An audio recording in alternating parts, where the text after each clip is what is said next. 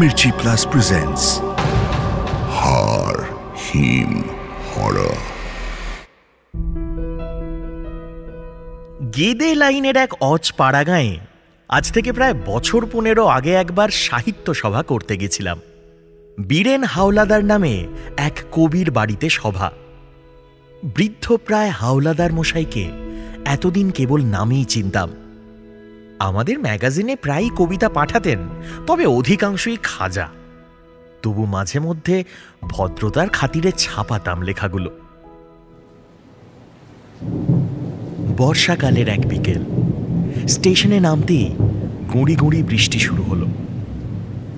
হাওলাদার বাড়ি পৌঁছে দেখি আমি ছাড়া আর কেউ আসেনি। বীরেনবাবু আমাকে দেখে গদগদ হয়ে বললেন, আমার আমার কি সৌভাগ্য, আপনি এসেছেন।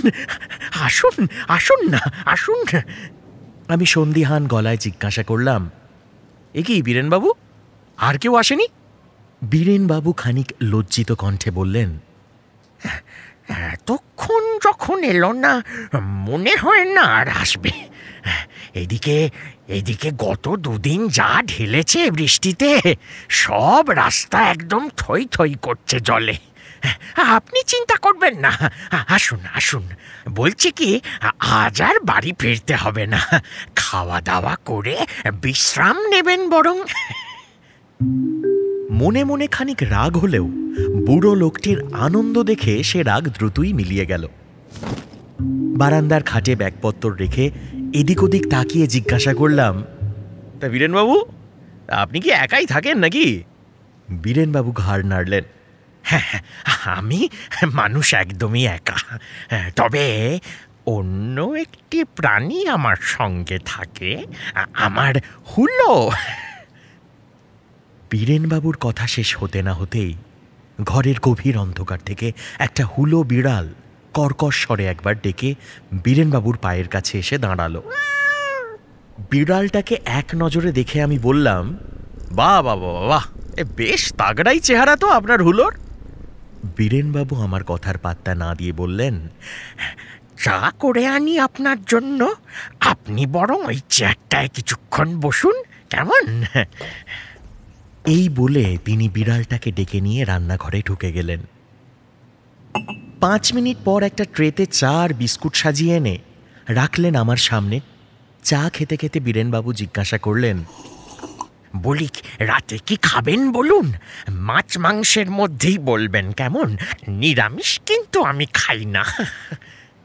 আমি হেসে বললাম, বীরেনবাবু আপনি যা খাওয়াবেন তাই খাবো। বীরেনবাবু এবার একটু ভেবে বললেন, বেশ, তাহলে তাহলে হ্যাঁ, কাতলা কালিয়া আর দেশি মুরগির ঝোল কেমন? আমি বললাম, এক পদের হলেই তো হয়ে যাবে, খামোকা এত পরিশ্রম কেন করবেন? বীরেনবাবু মৃদু হেসে বললেন, আমি করব না, রান্না করবে তো আমার হুলো। ওর কথা শুনে আমিও হাসলাম। বললাম, কি বলছেন বীরেনবাবু, বিড়াল করবে মাছ রান্না? তাহলেই হয়েছে, যা বলেন না আপনি। বিড়ালটা এতক্ষণ বীরেনবাবুর কোলে বসেছিল। আমার টিপ্পনি শুনি কিনা জানি না, মাথা তুলে তাকালো আমার দিকে। তারপর একটা অদ্ভুত গড়গড় শব্দ করে কোল থেকে নেমে গুটি গুটি পায়ে ঘরের ভিতরে চলে গেল। না, বীরেন হাওলাদার কবিতা যত খাজা লিখুন না কেন, রান্নাটা দারুণ করেন। রাতের খাবার খেতে খেতে আমি বীরেনবাবুকে বললাম, আপনি আপনি তো তোফা রান্না করেন বীরেনবাবু, কি সুন্দর খেতে। হ্যাঁ, বীরেনবাবু বললেন, সবই আমার হুলোর কীর্তি, আর একটু মুরগির ঝোল দি। বিড়ালটা খাবার টেবিলের পাশে জড়সড় হয়ে দাঁড়িয়ে আমাদের খাওয়া দেখছিল। ভাবখানা এমন যেন ওই পরিবেশনকারী। জিজ্ঞাসা করলাম, বীরেনবাবু, আপনি আপনি ওকে খেতে দেবেন না? বীরেনবাবু প্লেটে মাংস তুলতে তুলতে বললেন, এই যে মাঝরাতের আগে ওর খিদে লাগে না। ডিনার শেষে খানিক গল্পগুজব করে 11টার দিকে শুয়ে পড়লাম দুজনেই। ভরা বর্ষার ঠান্ডা রাত, মিনিট 5 মধ্যেই ঘুম জড়িয়ে ধরল। কতক্ষণ ঘুমিয়েছিলাম ঠিক জানি না। ঘুমের মধ্যেই একসময় মনে হলো এক অতিকায় প্রাণী ভয়ঙ্কর খড়খড়ে জিভ দিয়ে আমায় চাটছে। তার আগুনের মতো গরম নিঃশ্বাস পুড়িয়ে দিচ্ছে আমার গোটা শরীর। চমকে উঠি আমি চোখ খুললাম। ঘরে নিশ্ছিদ্র অন্ধকার, তবু মনে হলো কিসের একটা ছায়া যেন সরে গেল আমার ওপর দিয়ে। হাতের কাছেই টর্চ ছিল, সেটা জ্বালালাম। না, ঘরের মধ্যে কোথাও কেউ নেই। আমি বুঝলাম সবটাই আমার মনের ভুল। অচেনা বিছানায় অনেক সময় হয়তো এরকমটাই হয়। আবার কখন ঘুমিয়ে পড়েছি জানি না, কিন্তু আবার কিছুক্ষণ পর সেই একই স্বপ্ন। প্রাণীটাকে এবার আমি চিনতে পারলাম। বিড়ালের শরীরে একটা মানুষের মাথা বসিয়ে দিলে যেমনটা দেখতে হবে, এই প্রাণীটা ঠিক সেরকম। এবার ওটা কেবল আমায় চাটছে না, বরং নখ দিয়ে খামছে, আমার মাংস তুলে ধারালো দাঁত দিয়ে চিবিয়ে চিবিয়ে খাচ্ছে। ঘুমের মধ্যেই যন্ত্রণায় আতঙ্কে চিৎকার করে জেগে উঠলাম আমি। না না না, একটু জল, একটু জল, একটু জল, একটু জল।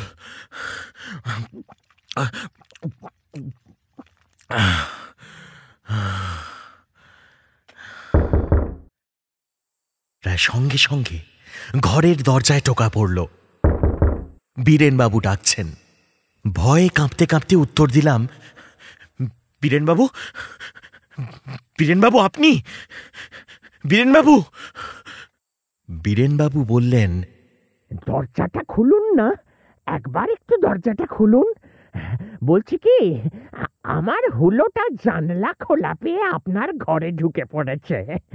ওকে নিয়ে যাব। ও থাকলে আপনি গোটা রাত শান্তিতে ঘুমোতে পারবেন না। হুলো কিন্তু আপনাকে বড্ড জ্বালাবে। বাতি জেলে দ্রুত পায়ে দরজা খুলে দিলাম। আমার ঘাম ক্লান্ত চেহারার দিকে এক পলক তাকিয়ে কিছু একটা বলতে গিয়েও থেমে গেলেন বীরেন হাওলাদার।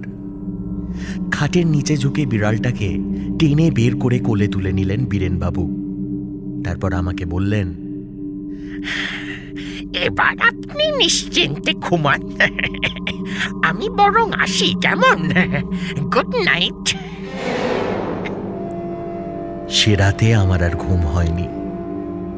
বীরেনবাবু যখন বেরিয়ে যাচ্ছিলেন, তখন বিড়ালটার দিকে নজর পড়েছিল আমার। এক মুহূর্তের জন্য মনে হলো বিড়ালটার মুখ যেন স্বপ্নে দেখা সেই বীভৎস প্রাণীর মুখের আদলে পুরো বদলে যাচ্ছে। সারা রাত জেগে পরদিন ভোরে ট্রেনেই কলকাতা ফিরেছিলাম। বীরেনবাবু যদিও অনেক অনুরোধ করেছিলেন বিকেলবেলা ফাঁকা ট্রেন থাকে সেই সময় ফিরতে, আমি শুনিনি। ফেরার প্রায় মাসখানেক পর কোনো এক অনামী লেখকের ভূত নিয়ে লেখা একটা প্রবন্ধ হাতে পড়েছিল আমার। সেখানেই জেনেছিলাম হুলো শব্দটা এসেছে একটা আরবি শব্দ গুল থেকে। এই শব্দটার অর্থ মরুভূমির ভূত, যারা স্বপ্নের মধ্যে মানুষ খুন করে আর তাদের মাংস খায়। হাড় হিম হরর আপনারা শুনতে পারেন এক্সক্লুসিভলি মির্চি বাংলার ইউটিউব চ্যানেল এবং গানা অ্যাপে।